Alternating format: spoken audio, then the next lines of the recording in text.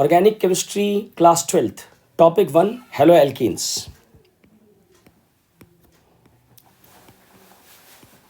Halo alkanes को बच्चों हम एल्काइल हैलाइड्स भी बोलते हैं।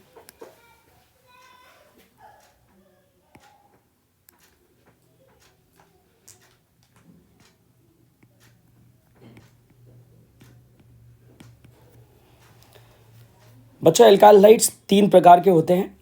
एक प्राइमरी एल्काइल हैलाइड जिस कार्बन से हेलोजन अटैच्ड है उस कार्बन पे एक एल्काइल ग्रुप है, इसे हम लोग प्राइमरी यानी 1 डिग्री एल्काइल हैलाइड बोलते हैं। जिस कार्बन से हेलोजन अटैच्ड है उस कार्बन पे 2 एल्काइल ग्रुप हैं, इसे हम लोग 2nd डिग्री या सेकेंडरी एल्काइल हैलाइड बोलते हैं। जिस कार्बन से हेलोजन अटैच्ड है उस कार्बन पे 3 एल्काइल ग्रुप हैं, इसे हम लोग 3rd डिग्री या टर्सरी एल्काइल हैलाइड बोलते हैं। अब बच्चों इसको समझने के लिए एक एग्जाम्पल कंसिडर कर रहे हैं जो एनसीईआरटी का एग्जाम्पल भी है। हमारे पास C4H9Br एक एल्काइल हैलाइड है जिसके मुझे सारे प्राइमरी सेकेंडरी टर्सरी आइसोमर्स बनाने हैं और इनको IUPAC नेम में भी ले जाना है। तो इसको समझने की कोशिश करेंगे और पहले बच्चों में सारे प्राइमरी प्लांट करके दिखाऊंगा आपको। प्राइमरी 1 डिग्री देखो, इसका एक सिंपल सा टेक्निक है। प्राइमरी में क्योंकि जिस कार्बन पे हेलोजन है एक ही R होती है, इसका मतलब प्राइमरी के लास्ट में बच्चों CH2Br 100% होगा। अब CH2Br के आगे अपने को एक एल्काइल ग्रुप लगाना है जो कि C3H7 होगा, यानी 4 कार्बन में से एक कार्बन हटा दिया तो प्रोपाइल बचा। अब प्रोपाइल बच्चों 2 प्रकार का होता है, एक होता है नॉर्मल प्रोपाइल, एक होता है आइसो प्रोपाइल। तो मैं इसके आगे पहले नॉर्मल प्रोपाइल लगा देता हूँ, CH3 CH2 CH2। Normal propyl लगाते ही हमारा पहला 1 डिग्री बन जाता है। फिर इसी प्रकार बच्चों मैं क्या करने जा रहा हूँ, CH2Br के आगे आइसो प्रोपाइल लगाने जा रहा हूँ। आइसो प्रोपाइल जिसको हम लोग सेकेंडरी प्रोपाइल भी कहते हैं, उसको लगाते ही मेरा दूसरा 1 डिग्री बन जाता है, यानी टोटल मेरे पास 1 डिग्री बनते हैं 2। अब मैं लेके चलता हूँ आपको सेकेंडरी की तरफ। दूसरा ऑप्शन मेरे पास है सेकेंडरी का, तो अब मैं आपको सेकेंडरी की तरफ लेके चलता हूँ। बच्चों सेकेंडरी यानी 2nd डिग्री को बनाने के लिए मुझे क्या करना होगा, जिस कार्बन पे हेलोजन है उस कार्बन पे 2 एल्काइल ग्रुप हैं, यानी एक कार्बन में लिख चुका हूँ तो 2 कार्बन और 2 एल्काइल ग्रुप मुझे और चाहिए। मेरे पास कार्बन कितने रिमेनिंग है, 3 कार्बन। 3 कार्बन को अगर 2 एल्काइल ग्रुप में स्प्लिट करूँगा तो एक तो बनेगा मिथाइल और एक बनेगा आपका इथाइल। तो एक मिथाइल एक इथाइल, यानी 2nd डिग्री में कोई चॉइस नहीं है, मेरे पास एक ही 2nd डिग्री बनेगा। फाइनली मैं पहुंचा टर्सरी में बच्चों। फाइनली जब मैं टर्सरी में पहुंचा तो टर्सरी की अगर मैं बात करूं 3rd डिग्री की, तो टर्सरी में क्या होता है बच्चों, टर्सरी में क्या होता है, जिस कार्बन पे हेलोजन है उस कार्बन पे 3 एल्काइल ग्रुप हैं। एक कार्बन मैंने लिख लिया है, अब रिमेनिंग 3 कार्बन बचे हैं। 3 कार्बन से 3 एल्काइल ग्रुप, यानी मैं 3 मिथाइल बना सकता हूँ। तो इस प्रकार मैं देख रहा हूँ कि C4H9 के बच्चों टोटल आइसोमर 4 बनते हैं, जिसमें 2 1 डिग्री होते हैं, एक 2nd डिग्री एक टर्सरी। पहले मैं आपको इनके बच्चों कॉमन नेमिंग की तरफ लेके चलता हूँ। तो जब मैं आपको इनके कॉमन नेमिंग की तरफ लेके चलता हूँ तो आप समझना कॉमन नेमिंग। सबसे पहले जो CH3 CH2 CH2 CH2Br है, जिसमें 4 कार्बन स्ट्रेट हैं, इसको हम लोग कहते हैं नॉर्मल ब्यूटाइल ब्रोमाइड। इसको कहा जाता है बच्चों नॉर्मल ब्यूटाइल ब्रोमाइड। उसके बाद बच्चों जो दूसरा वाला 1 डिग्री है जिसमें 2 नंबर पे एक मिथाइल का ब्रांच है, इसको हम लोग बोलते हैं आइसो ब्यूटाइल ब्रोमाइड। क्योंकि बच्चों मैं कॉमन नेमिंग यूज़ कर रहा हूँ इस वक्त, तो हर किसी में ब्यूटाइल वर्ड ज़रूर आएगा, क्योंकि चारों टाइप ऑफ ब्यूटाइल हैं, 4 तरह के ब्यूटाइल हैं। 1 डिग्री में एक नॉर्मल ब्यूटाइल होता है, एक आइसो ब्यूटाइल होता है। अब सेकेंडरी जो है वो 2nd डिग्री ब्यूटाइल कहलाता है। This is secondary butyl bromide. Finally बच्चों टर्सरी वाला टर्सरी ब्यूटाइल ब्रोमाइड कहलाता है। तो कुल मिला के हम ये बोल सकते हैं कि हमारे पास बच्चों जो ब्यूटाइल है वो 4 प्रकार का है, normal butyl, iso butyl. Normal iso दोनों 1 डिग्री होते हैं, सेकेंडरी और टर्सरी ब्यूटाइल। अब बच्चों अगर बाई चांस IUPAC की बात आती है, अगर कोई IUPAC के लिए फाइट करता है तो हेलोजन बच्चों एक सब्स्टिट्यूएंट की तरह ट्रीट किया जाता है। लोएस्ट सेट रूल लगाएंगे हम, तो हम 1 नंबर Br वाले कार्बन को देंगे, 2 नंबर हम मिथाइल वाले कार्बन को देंगे, तीसरा हमारा CH3 को जाएगा। यानी 3 कार्बन की चेन बना ली और हमने छोटा सेट बनाया सब्स्टिट्यूएंट्स का। नेमिंग करेंगे तो अल्फ़ाबेटिकल ऑर्डर का ध्यान रखेंगे सब्स्टिट्यूएंट्स में। This is 1 bromo 2 methyl 3 carbon बच्चों प्रोपेन, 1 ब्रोमो 2 मिथाइल प्रोपेन। तो इस प्रकार हम IUPAC नेमिंग कर सकते हैं। ठीक है, तो बच्चों ये हमारा इंट्रोडक्शन होता है एल्काइल हाइड्राइड्स में। अब हम इसके आगे बढ़ते हैं और बच्चों अब हम पहुंच जाते हैं मेथड्स ऑफ प्रिपरेशन की तरफ। हमारा टॉपिक 1 स्टार्ट होता है मेथड्स ऑफ प्रिपरेशन। अब बच्चों मेथड्स ऑफ प्रिपरेशन की अगर हम बात करें, methods of preparation of haloalkanes, methods of preparation of haloalkanes. बच्चों हेलोएल्केन्स को बनाने का जो सबसे पहला मेथड आता है वो आता है आपका फ्रॉम एल्कोहल्स। फ्रॉम एल्कोहल्स बच्चों, एल्कोहल से मेरे पास 2 टेक्निक है। पहली टेक्निक होती है using halogen acid, using halogen acid यानी HX, जहाँ पे बच्चों X आपका Cl भी हो सकता है, Br भी हो सकता है और I भी हो सकता है। ये बच्चों ट्रिपल स्टार कैटेगरी यानी मोस्ट इंपॉर्टेंट कैटेगरी में है preparation from alcohols using halogen acid. तो बच्चों मैंने शुरुआत किया इथेनॉल से और इथेनॉल का रिएक्शन करवाया HCl से। जब इथेनॉल का रिएक्शन HCl से कराया जाता है बच्चों, यहाँ पे एनहाइड्रस ZnCl2 इसको कैटालाइज करता है और एल्कोहल से मैं OH निकालूंगा और HCl से मैं H निकालूंगा। इस प्रकार मैं HOH वाटर निकाल दूंगा और OH will be replaced by Cl। ठीक है बच्चों, तो इस तरह से मैं OH की जगह Cl ला सकता हूँ एनहाइड्रस ZnCl2 की प्रेजेंस में। थोड़ा मुझे हीट करना होता है इस रिएक्शन को। इसके बाद बच्चों मेरे पास है अगला CH3CH2OH का रिएक्शन मैं करने जा रहा हूँ HBr से। बच्चों HBr को during the reaction in the reaction बनाया जाता है with the help of NaBr and H2SO4। तो इस प्रकार यहाँ से OH निकल जाएगा, यहाँ से H निकल जाएगा, HOH निकल जाएगा और आपका Br आ जाएगा OH की जगह, प्लस वाटर निकल जाएगा अपना। ठीक है, water will be the side product in both the cases. इसके बाद बच्चों अगर मुझे इसी प्रकार OH की जगह I लाना है तो मैं HI से रिएक्शन करूँगा या फिर मैं HI को ड्यूरिंग द रिएक्शन बनाऊँगा। इसके लिए बच्चों Ki और H3PO4 का यूज़ किया जाता है। यहाँ से OH, यहाँ से H निकालना होगा और मेरा OH की जगह I आ जाएगा बच्चों, plus water will be the side product. अब बच्चों यहाँ पे एक NCERT में सवाल पूछा गया है, इंटेक्स क्वेश्चन है। पूछा यह गया है कि आप जब HI बना रहे हो तो HI बनाने के लिए आपने Ki और H3PO4 का यूज़ किया, आपने Ki के साथ H2SO4 यूज़ क्यों नहीं किया? तो इसका कारण बता देता हूँ मैं आपको। अगर आप Ki के साथ H2SO4 यूज़ करते हो तो no doubt as expected HI बनेगा, लेकिन उसके बाद एक समस्या ये आएगी कि जो HI है will be oxidised by the sulphuric acid, because sulphuric acid के बारे में एक हिडन है इंफॉर्मेशन जो कि कम रहती है बच्चों को। That is sulphuric acid is moderately strong oxidising agent and it can easily oxidise HI to iodine.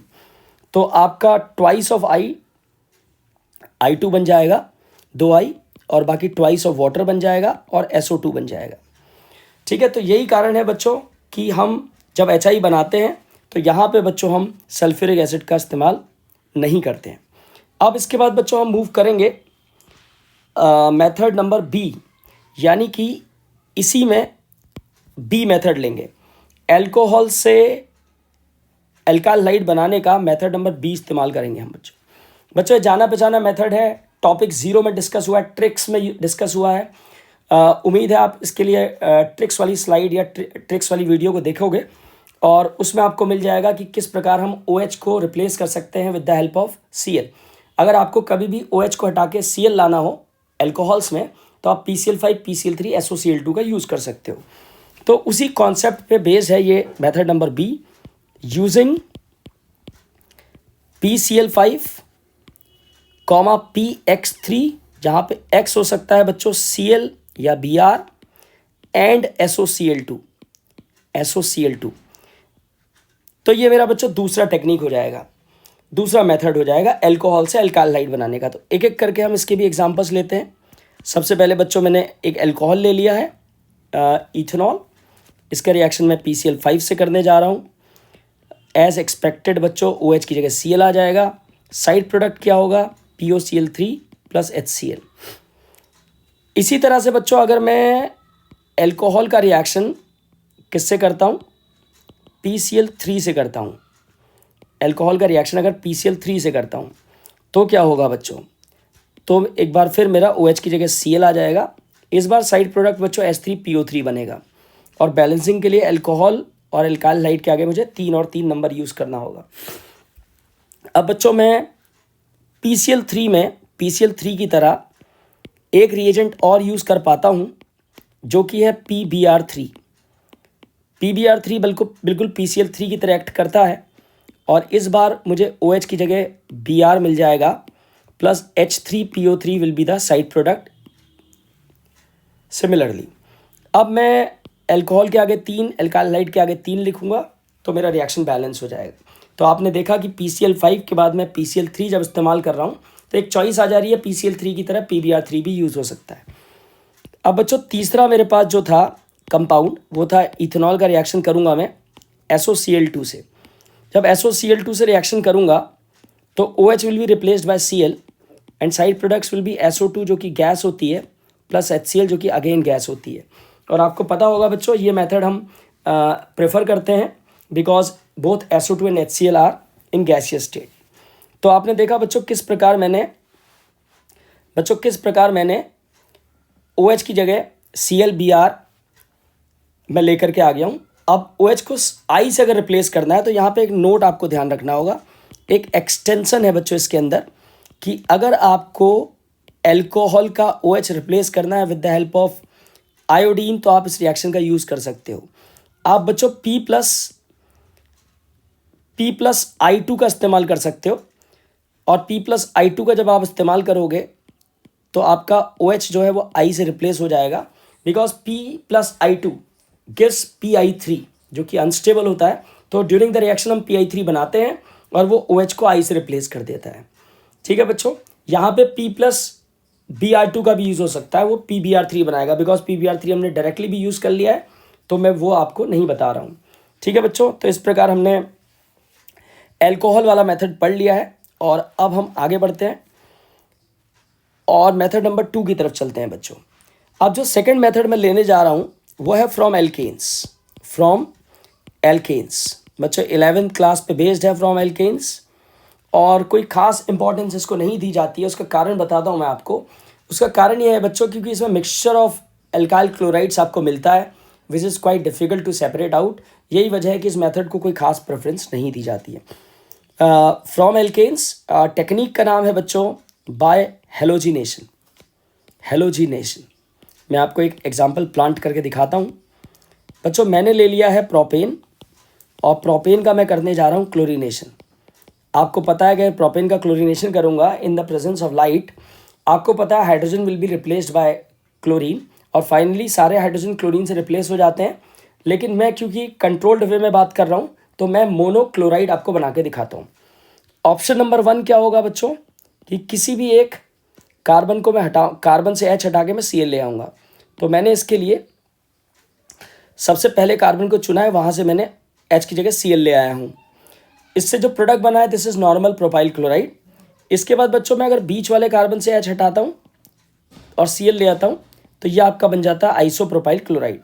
तो यहाँ पे 2 ऑप्शन है, नॉर्मल और आइसो। आइसो के पास थोड़ी सी एज है, लगभग 55% आइसो बनता है, 45% नॉर्मल बनता है। लेकिन बच्चों क्योंकि आप जानते हो सब 55 और 45 में बहुत बड़ा डिफरेंस नहीं है तो हम इनको इक्विवेलेंट प्रोडक्ट्स की तरह ही लेते हैं, ऐसा मेजर माइनस की तरह डिस्टिंग्विश नहीं करते हैं। फिर भी आपके दिमाग में थोड़ा सा भी सवाल उठ रहा है कि आइसो वाला 55% क्यों बना, तो मैं बताना चाह रहा हूँ हेलोजिनेशन में फ्री रेडिकल मैकेनिज्म चलता है और second degree carbon free radical is more stable then primary carbon free radical. इसके बाद बच्चों चलते हैं मेथड 3 की तरफ चलते हैं और तीसरा मेथड हमारे पास आता है फ्रॉम एल्कीन्स। तो तीसरा जो मेथड मैं आपको ले रहा हूँ वो है एल्कीन से, फ्रॉम एल्कीन्स। तीसरा मेथड है फ्रॉम एल्कीन्स और एल्कीन से अगर मैं लेता हूँ तो एल्कीन से बच्चों हमारे पास मेथड नंबर ए आता है जो कि है एडिशन ऑफ हेलोजन एसिड यानी HX। यहाँ पे भी X क्या ले सकते हो आप, Cl भी ले सकते हो, Br भी ले सकते हो और I भी ले सकते हो। बच्चों इसको मैं ट्रिपल स्टार कैटेगरी में ले जा रहा हूँ, इस मेथड को। थर्ड का मेथड नंबर ए, ये मेरा ट्रिपल स्टार कैटेगरी में जाता है। इंपॉर्टेंट है बच्चों ये। अगर मैं एक एग्जांपल लेता हूँ आपके सामने, CH3 CH double bond CH2, यानी प्रोपीन ले लेता हूँ और किसी भी हेलोजन एसिड से रिएक्शन करा देता हूँ XYZ, यानी कि X आपका क्लोरीन भी हो सकता है, ब्रोमीन भी हो सकता है, आयोडीन भी हो सकता है। तो इस केस में क्या होगा बच्चों? इस केस में लगेगा M रूल। क्या लगेगा? M rule. M rule stands for Markovnikov's rule. बच्चों M रूल होता है मार्कोनिकॉफ्स। मार्कोनिकॉफ्स कहता है कि जब भी एक अनसिमेट्रिकल रिएजेंट और अनसिमेट्रिकल एल्कीन के बीच रिएक्शन होगा तो हमेशा आपके रिएजेंट का जो पॉजिटिव पार्ट होगा वो उस कार्बन पे जाएगा जिस पे ज़्यादा नंबर ऑफ H है। पॉजिटिव पार्ट यानी H पॉजिटिव है, वो जाएगा उस कार्बन पे जिस पे ज़्यादा नंबर ऑफ H है और ये डबल बॉन्ड हमारा ब्रेक होगा। अब आपका H अगर CH2 पे जाता है तो आपका हेलोजन बीच वाले कार्बन पे जाएगा। इस प्रकार आपको मिलेगा आइसोप्रोपाइल हैलाइड। यहाँ पे Cl Br या I किसी का भी चॉइस आपके पास है। This is M rule. बच्चों यहाँ पे मैं आपको एक चीज़ बताना चाह रहा हूँ एक नोट की फॉर्म में, कि हमारे पास बच्चों इसका रिवर्स एडिशन भी होता है जिसको हम लोग बोलते हैं anti Markovnikov's rule. Anti Markovnikov's rule, जिसको बच्चों हम लोग पर ऑक्साइड इफेक्ट भी कहते हैं। पर ऑक्साइड इफेक्ट भी बोलते हैं बच्चों इसको। एंटी मार्कोनिकॉफ्स यानी पर ऑक्साइड इफेक्ट। बच्चों ट्रिपल स्टार है, ये बहुत इंपॉर्टेंट है क्योंकि कुछ भी आउट ऑफ द बॉक्स होता है तो हमेशा इंपॉर्टेंट होता है। अब हम बात करने जा रहे हैं एंटी मार्कोनिकॉफ्स का। अगर बच्चों मैं प्रोपीन का रिएक्शन कराता हूँ और इस बार मैं लेता हूँ सिर्फ और सिर्फ HBr, because anti Markovnikov rules is only valid for HBr in presence of peroxide. बच्चों यहाँ पे अपने को HBr लेना होता है, साथ में परऑक्साइड लेना होता है। अब क्या होता है कि जो positive part of the reagent होता है वो उस कार्बन पे जाता है जिसपे कम नंबर ऑफ H होते हैं और बॉन्ड तो आपका टूटेगा। तो आपका ये बनेगा CH3 CH2 और CH2Br, यानी इस बार आपको मिलेगा 1 ब्रोमो प्रोपेन। और पिछले केस में अगर आपने HBr से रिएक्शन कराया होता तो आपको मिलता 2 ब्रोमो प्रोपेन। तो एंटी मार्कोनिकॉफ्स की सुविधा बच्चों सिर्फ HBr के पास होती है in presence of peroxide. Anti Markovnikov's rule HCl और HI के लिए वैलिड नहीं होता है, चाहे साथ में परऑक्साइड क्यों ना दिया हो। इसके बाद बच्चों मैं आपको बी मेथड पे लेके चलता हूँ, एल्कीन से B method, that is addition of halogen, addition of X2। यहाँ पे X कौन ले सकते हो आप? Cl भी ले सकते हो, Br भी ले सकते हो। तो मैं एक एल्कीन ले रहा हूँ, मान लो मैंने इस बार इथीन ले लिया है बच्चों। ब्रोमीन से रिएक्शन कर रहा हूँ और ब्रोमीन मिक्स विद CCl4। बच्चों ब्रोमीन को CCl4 के साथ मिक्स किया जाता है और एल्कीन से रिएक्शन कराई जाती है। तो सिंपली ये बॉन्ड टूटेगा और दोनों कार्बन को एक एक ब्रोमीन मिल जाएगा।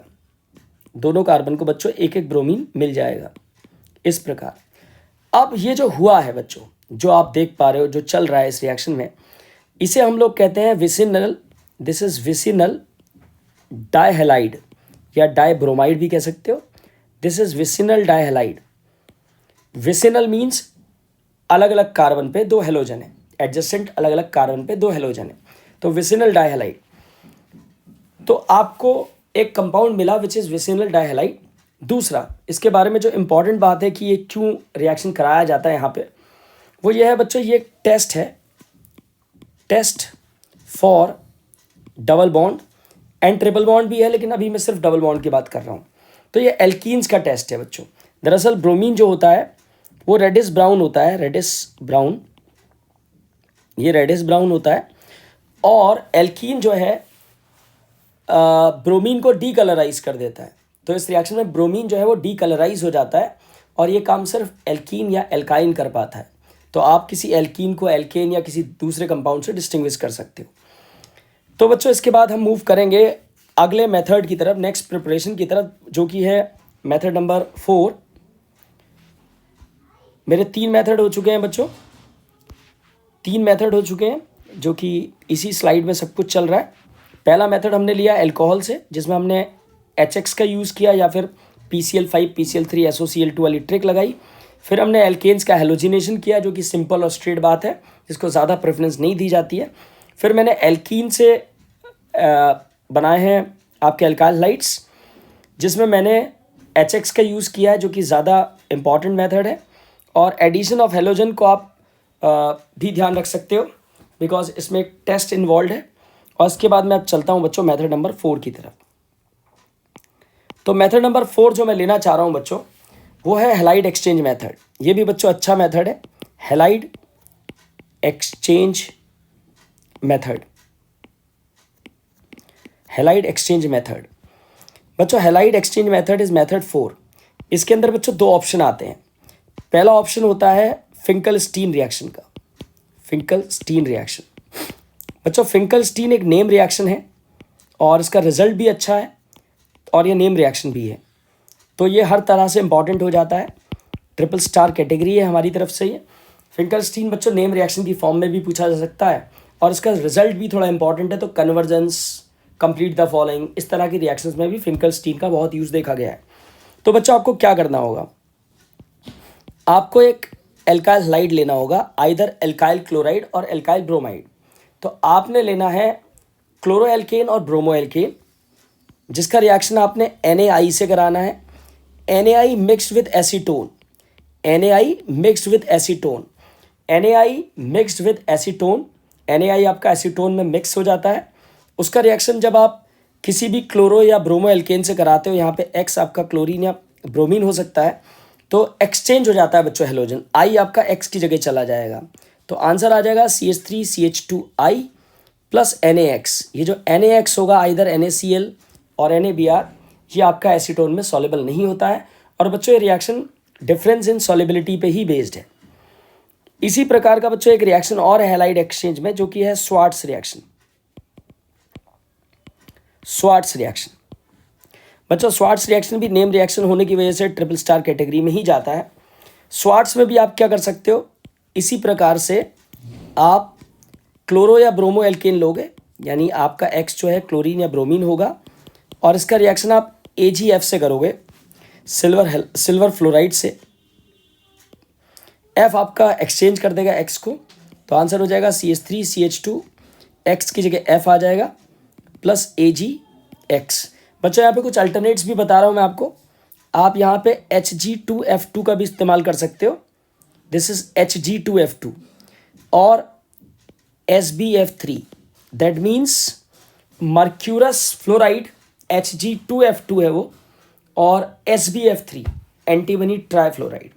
लेकिन क्योंकि AgF सिंपल है, बैलेंसिंग भी आसान है, तो AgF जनरली प्रेफर किया जाता है।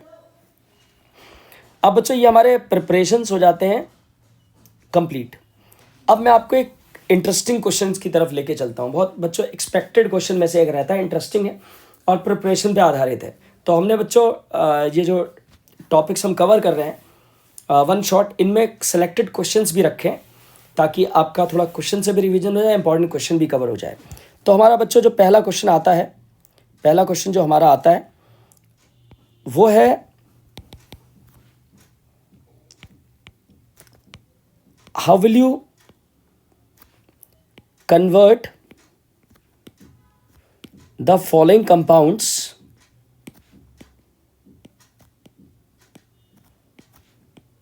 into 1-ido-ब्यूटेन। बच्चों इन कंपाउंड्स को आप 1-ido-ब्यूटेन में कैसे कन्वर्ट करोगे। पहला कंपाउंड आपको दिया है ब्यूटेन 1-ऑल। बच्चों दूसरा कंपाउंड आपको दिया है 1-क्लोरो-ब्यूटेन, और तीसरा कंपाउंड आपको जो दिया है दैट इज ब्यूट 1-ईन। तो सवाल यह है कि इन तीन कंपाउंड्स को आप कैसे कन्वर्ट करोगे, कैसे कन्वर्ट करोगे 1-आइडो-ब्यूटेन में। ठीक है, तो काम करते हैं बच्चे इस क्वेश्चन में, देखते हैं कि कैसे हो सकता है ये, तो कवर अप करते हैं इसको। चलते हैं इसके सॉल्यूशन की तरफ। बच्चों पहला टास्क है butanol, CH3 CH2 CH2 CH2OH, और मुझे इससे बनाना है 1-आइडो-ब्यूटेन। मुझे OH की जगह I लाना है, जो कि मुझे काफ़ी सिंपल सा लग रहा है। तो उम्मीद है कि बच्चों आपने सिलेबस पढ़ा है तो आपको भी समझ में आ गया होगा कि हम डायरेक्टली कर सकते हैं। बच्चों OH की जगह अगर मुझे I लाना है तो पहला ऑप्शन मेरे दिमाग में जो चल रहा है वो चल रहा है कि बच्चों HI वाला रिएक्शन, HI। इसके लिए मैं क्या करता हूँ, KI और H3PO4 को मिक्स करता हूँ। KI और H3PO4 को मिक्स करके HI बनता है, जो आपका OH को रिप्लेस करके I ला सकता है। दूसरा मैंने आपको बताया था फॉस्फोरस और आयोडीन, इसको मिक्स करने से PI3 बनता है, जो फिर आपका OH की जगह I ला सकता है। तो सिंगल स्टेप बच्चों हमने कर लिया है इसको। अब हम चलेंगे बी पार्ट में, दैट इज़ 1 क्लोरोब्यूटेन। बच्चों ये भी बहुत सिंपल सा साउंड हो रहा है, 1 क्लोरोब्यूटेन, 1 2 3 4 कार्बन और 1 नंबर कार्बन पे क्लोरो है बच्चों मेरे पास। अब क्लोरीन की जगह आई लाना बच्चों बहुत सिंपल टास्क है ये भी। अगर मुझे क्लोरीन की जगह आई लाना है तो ये भी मुझे बहुत सिंपल सा टास्क लग रहा है, उम्मीद है आप लोगों को भी बहुत सिंपल लग रहा होगा। Cl की जगह आई लाना है, अभी अभी हमने पढ़ा है Finkelstein reaction, NaI mix with acetone. हम आसानी से बच्चों Cl को रिप्लेस कर पाएंगे आयोडीन से, बहुत सिंपल रिएक्शन। चलते हैं सी पार्ट की तरफ। सी पार्ट है ब्यूटवनीन, CH3 CH2 CH double bond CH2, और मुझे इससे जनरेट करना है बच्चे, एक बार फिर आप देख सकते हो, मुझे जनरेट करना है CH3 CH2 CH2 CH2I। बच्चों डबल बॉन्ड ब्रेक करना, आई लाना है। अगर मैं सोच रहा हूँ कि मैं HI से कर पाऊंगा तो मैं गलत सोच रहा हूँ, ठीक है। आप समझ गए होंगे कि क्यों गलत सोच रहे हैं हम अगर ऐसा कर रहे हैं, सोच रहे हैं तो।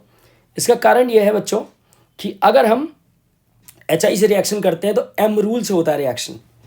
आपका M रूल लगेगा तो आइडो चला जाएगा बच्चों 2 नंबर कार्बन पे, यानी आपको मिलेगा 2 आइडोब्यूटेन रादर देन 1 आइडोब्यूटेन। तो ये तो एंटी मार्कोनिक से होगा बच्चों, रिवर्स एडिशन।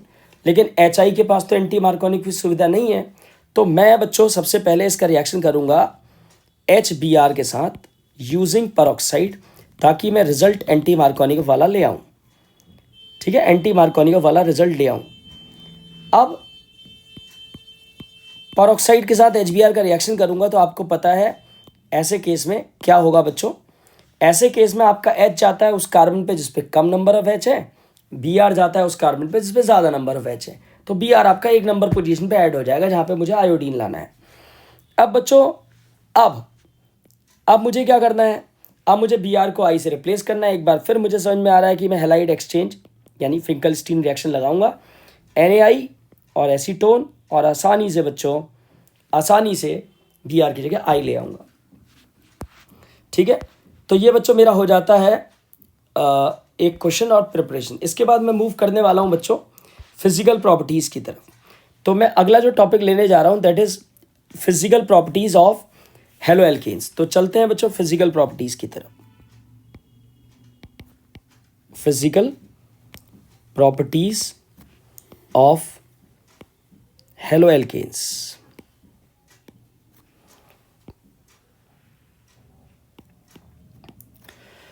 तो बात अगर फिजिकल प्रॉपर्टीज़ की करें बच्चों, तो फिजिकल प्रॉपर्टीज़ भी बहुत इंटरेस्टिंग होती है, क्योंकि रीजनिंग वाले क्वेश्चंस और give reason for, explain the following, justify, इस तरह के जो क्वेश्चंस होते हैं बच्चों, एक सवाल आपको ऐसा ज़रूर मिलेगा पेपर में। हर सवाल आपको ऐसा नहीं मिलेगा कि आपको नेम रिएक्शन आ रहा है, कंप्लीट द फॉलोइंग। कुछ क्वेश्चन ऐसे भी होंगे ऑर्गेनिक में जो थियोरेटिकल बेस्ड होते हैं, उसके लिए फिजिकल प्रॉपर्टीज़ बच्चों बहुत इंपॉर्टेंट होती हैं। अब हम बात करें पहली फिजिकल प्रॉपर्टी में, जिसका नाम है सॉल्युबिलिटी। देखो सॉल्युबिलिटी के बारे में कहा जाता है कि alkyl halides are very slightly soluble, very slightly soluble. Alkyl halides के बारे में कहा जाता है very slightly soluble. Very slightly soluble क्यों होते हैं? Because no hydrogen bonding. ऐसा होता है बच्चों, एक एनसीईआरटी में आपको क्वेश्चन मिलेगा कि although alkyl halides are polar but they are immiscible in water, why? Alkyl halides are polar but they are immiscible in water because they can not form hydrogen bonding with water. Because alkyl halide बच्चों hydrogen bonding नहीं बना पाते हैं पानी के साथ, तो इसलिए ये ऑलमोस्ट इनसॉल्युबल हैं या वेरी स्लाइटली सॉल्युबल। बच्चों दूसरी जो प्रॉपर्टी हमारे पास आती है दैट इज बॉइलिंग पॉइंट। बच्चों बॉइलिंग पॉइंट को लेकर के मुझे लगता है कि आप सबको लॉजिक तो पता ही होगा बॉइलिंग पॉइंट का, कि बॉइलिंग पॉइंट के बारे में कहा जाता है कि boiling point is directly proportional to van der Waals force. और वंडर वॉल फोर्स के बारे में कहा जाता है कि van der Waals force is directly proportional to molecular mass, या फिर van der Waals force is directly proportional to surface area. तो ये बच्चों आपको वन डर वाल फोर्सेस के रिगार्डिंग दो चीज़ें ध्यान रखनी है कि वन डर वाल फोर्स बच्चों, एक तो boiling point one der Waals force पे डिपेंड करता है, one der Waals force mass पे डिपेंड करता है या फिर सरफेस एरिया पे डिपेंड करता है। इसको समझने के लिए बच्चों मेरे पास कुछ एग्जाम्पल्स हैं। मेरा पहला एग्जाम्पल आता है RH, this is alkane, RF, this is fluoro alkane, RCl, RBr, RI। तो बच्चों ये मान लेते हैं कॉरस्पॉन्डिंग एल्कालाइड्स हैं, FCl, BRI आपका चेंज होता जा रहा है और एक एल्केन है। तो क्योंकि बच्चों लगातार मॉलिक्यूलर मास आपका इंक्रीज हो रहा है तो आपका बॉइलिंग पॉइंट इंक्रीज होगा। RH से ज़्यादा RF, RF से ज़्यादा CL से ज़्यादा BR से ज़्यादा I। एक एग्जांपल और ले रहा हूँ बच्चों जिसमें मैं आपको बताने वाला हूँ सरफेस एरिया के रिगार्डिंग लॉजिक। तो मान लेते हैं बच्चों मेरे पास नॉर्मल ब्यूटाइल ब्रोमाइड है, फिर मान लेते हैं मेरे पास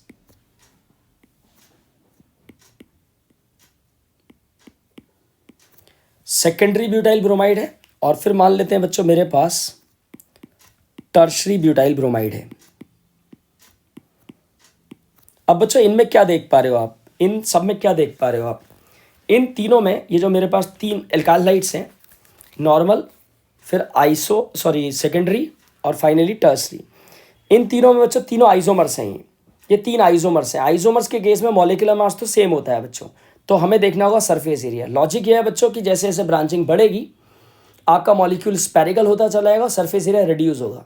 ब्रांचिंग बढ़ने के साथ मॉलिक्यूल स्पेरिकल हो जाता है, उसका सरफेस एरिया रिड्यूस होता है, तो आपके one der Waals force reduce होंगे तो बॉइलिंग पॉइंट भी रिड्यूस होगा।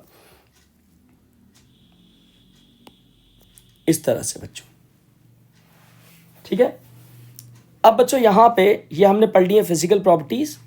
अब मैं आपसे बात करने जा रहा हूँ, एक छोटा सा सवाल यहाँ पे भी ले लेते हैं बच्चों, ताकि आपकी फिजिकल प्रॉपर्टीज में जो बॉइलिंग पॉइंट है उसके बारे में बात कर सकें। तो एक क्वेश्चन ले रहे हैं, arrange the following compounds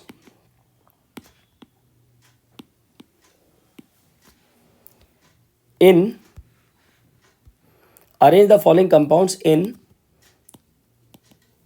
increasing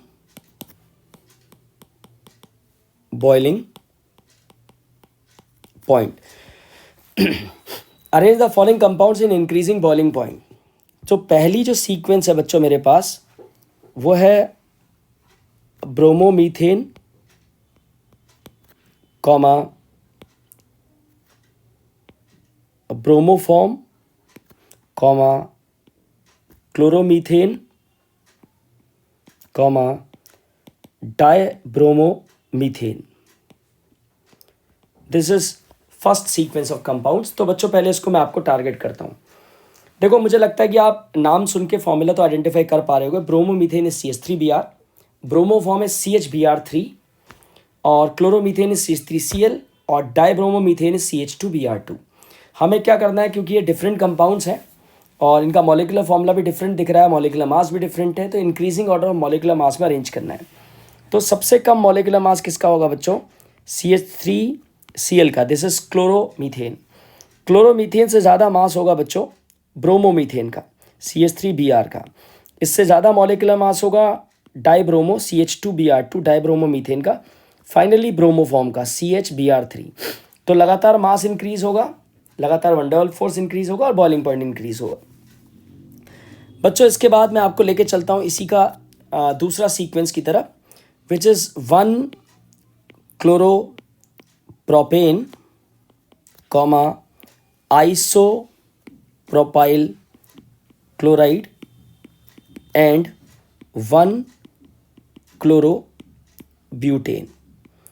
इन तीन कंपाउंड्स को अगर समझने की कोशिश करें और इनका आंसर की बात करें आपसे, तो कैसे आप इनका आंसर दोगे देख लेते हैं बच्चों। 1 क्लोरोप्रोपेन और आइसोप्रोपाइल क्लोराइड दोनों क्योंकि प्रोपाइल हैं, यानी दोनों प्रोपेन के डेरिवेटिव हैं, तो दैट मीन्स, और दोनों में हेलोजन भी सेम है, दैट इज दोनों आइसोमर्स हैं। और एक है 1 क्लोरोब्यूटेन जो कि ब्यूटेन का डेरिवेटिव है, उसका तो मॉलिक्यूलर मास बच्चों सबसे ज़्यादा होगा। अब बारी आती है 2 प्रोपेन की, जो प्रोपेन के डेरिवेटिव है। उसमें आइसोप्रोपाइल में ब्रांचिंग होती है, ब्रांचिंग के साथ सरफेस एरिया रिड्यूस होता है, वन डेर वाल फोर्स रिड्यूस होता है। तो सबसे कम बच्चों बॉइलिंग पॉइंट किसका होगा? आइसोप्रोपाइल क्लोराइड का। इससे ज़्यादा किसका होगा? 1 क्लोरोप्रोपेन का। और फाइनली सबसे ज़्यादा किसका होगा?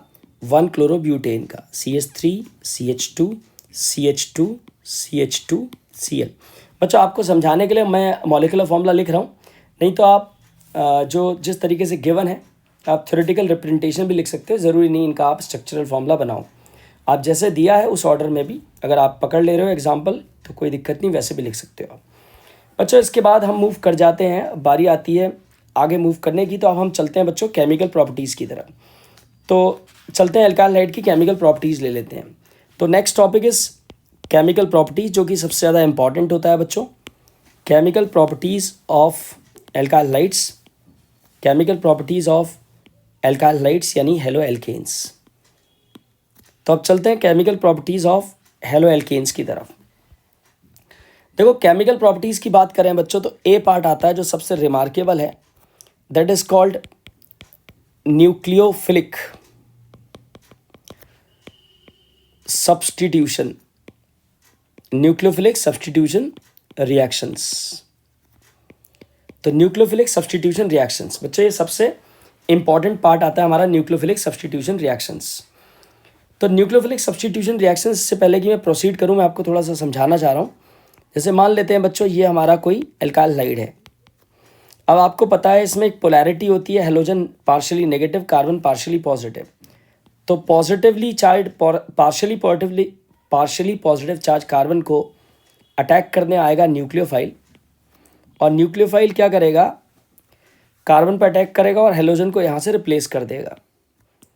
तो आपका जो हेलोजन है उसकी जगह न्यूक्लियोफाइल आ जाएगा और हैलाइड आयन यहाँ से रिप्लेस हो जाएगा। इस प्रकार की रिएक्शंस को बच्चों हम लोग बोलते हैं न्यूक्लियोफिलिक सब्स्टिट्यूशन रिएक्शंस। और ये बच्चों एक मेजर पार्ट होता है अल्काइल हाइड की केमिकल प्रॉपर्टीज़ का, मेजर पार्ट होता है। काफ़ी नंबर ऑफ रिएक्शंस और काफ़ी इंपॉर्टेंट रिएक्शंस है। शुरू करते हैं बच्चों ए पार्ट की पहली रिएक्शन जो कि है KOH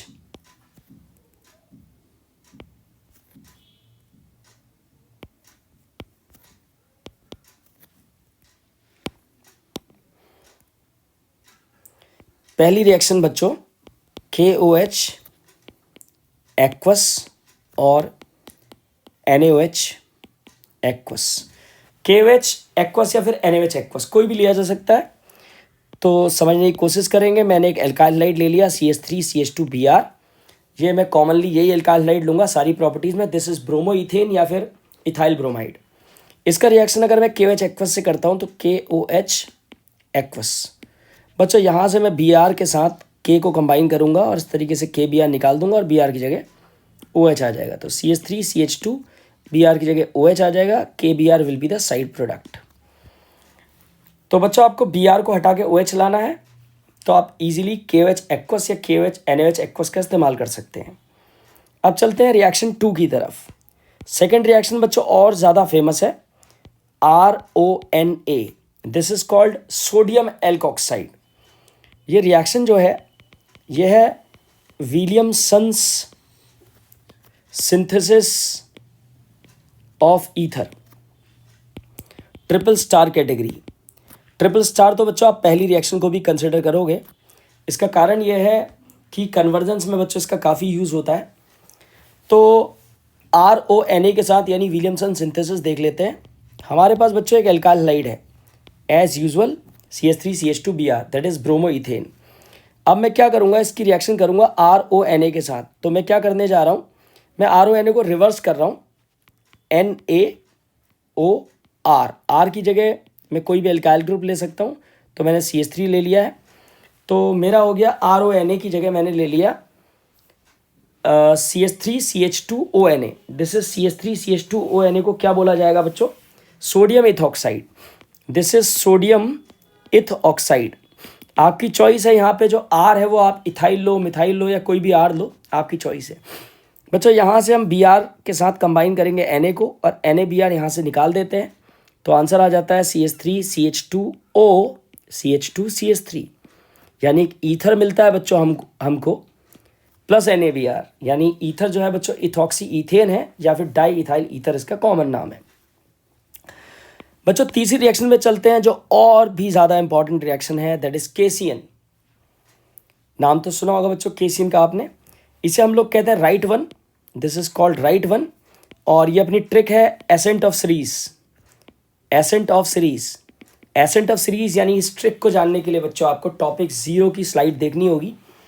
टॉपिक 0 का वीडियो आपने यूट्यूब पे देखना होगा। बच्चों KCN की रिएक्शन बहुत इंपॉर्टेंट है, एसेंट ऑफ सीरीज में काम करती है, यानी स्ट्रेट चेन में कार्बन बढ़ाना है, कैसे बढ़ाना है सब आपको जानकारी हम दे चुके हैं इससे पहली वीडियो में, उसे देख सकते हैं आप। फिलहाल अल्काइल हाइड की रिएक्शन KCN से करनी है, तो हम एक काम करते हैं CH3CH2Br ले लेते हैं, इसकी रिएक्शन कराते हैं KCN से। जब KCN से रिएक्शन करेंगे बच्चों तो यहाँ से Br और सामने से KBr निकाल देते हैं, आंसर आ जाता है CH3CH2 और CN। CH3CH2CN बच्चों हमारा आंसर आ जाता है, CH3CH2CN हमारा आंसर आ जाता है। अब बच्चों CH3CH2CN जो अपना आंसर आ गया है, आप देख सकते हो उसको कि आपने जो स्टार्ट किया था बच्चों वो किया था ब्रोमो इथेन से, और अब आप पहुंच गए हो बच्चों प्रोपेन नाइट्राइल में, यानी एक कार्बन बढ़ चुका है। दिस इज प्रोपेन नाइट्राइल, जो साइनाइड बना है उसका IUPAC ने। अगर मैं इसका थोड़ा सा आपको लॉजिक समझाऊं, इसकी मैकेनिज्म के बारे में बात करूं, बिकॉज NCERT का एक क्वेश्चन है जो डिमांड करता है इसकी मैकेनिज्म, तो ये क्वेश्चन कवर हो रहा है आपका। KCN से रिएक्शन करने पे साइनाइड क्यों बनता है? बिकॉज KCN एक आयनिक कंपाउंड है और ये अपना एल्काइल हाइड है, सबको पता है हेलोजन इलेक्ट्रॉन विड्रॉइंग ग्रुप होता है, तो R पे पॉजिटिव चार्ज यानी कार्बन पे पॉजिटिव चार्ज आ जाता है। अब KCN क्योंकि आयनिक कंपाउंड है, KCN स्प्लिट करता है और आपको देता है CN नेगेटिव, जिसका कार्बन नेगेटिवली चार्ज है, और ये अटैक करता है बच्चों R के ऊपर और यहाँ से X नेगेटिव आयन को रिप्लेस कर देता है। तो इस प्रकार अपने को RCN मिलता है जो कि साइनाइड है, और X नेगेटिव आपका रिप्लेस हो जाता है। यह है बच्चों KCN का मैकेनिज्म, और KCN क्योंकि एक आयनिक कंपाउंड है तो साइनाइड आयन में ब्रेक होता है। इसके बाद बच्चों आता है फोर्थ इसलिए इंपॉर्टेंट हो जाता है क्योंकि इसमें फिर से out of the box reaction है, ये रिवर्स एडिशन होता है, उल्टा एडिशन होता है, अनएक्सपेक्टेड आंसर आता है, तो हम लोग इसे बोलते हैं wrong one. AgCN is known as wrong one. AgCN को रॉन्ग वन कहते हैं। अब AgCN रॉन्ग वन से क्या मतलब है बच्चों? देखो रॉन्ग वन से मतलब ये है कि अगर आप CH3CH2Br लेते हो और AgCN से रिएक्शन कराते हो तो AgBr तो हम कंबाइन करेंगे, हम यहाँ से Br ले लेंगे, यहाँ से Ag ले लेंगे, इसको कंबाइन कर देंगे, लेकिन एज एक्सपेक्टेड हमें लग रहा है कि साइनाइड जुड़ना चाहिए, ऐसा नहीं हुआ। CH3CH2NC जुड़ गया बच्चों plus AgBr, this is known as isocyanide. इसका नाम है बच्चों आइदर इथाइल आइसोसाइनाइड और इथाइल कार्बाइल एमीन। ठीक है बच्चों, कॉमन नेम्स हैं दोनों। अब इसके बारे में बात करें आपसे कि ऐसा क्यों हुआ है, तो इसको समझ लेते हैं कि AgCN बच्चों जो है AgCN is covalent, AgCN is covalent, therefore nitrogen is free to donate, nitrogen is free to donate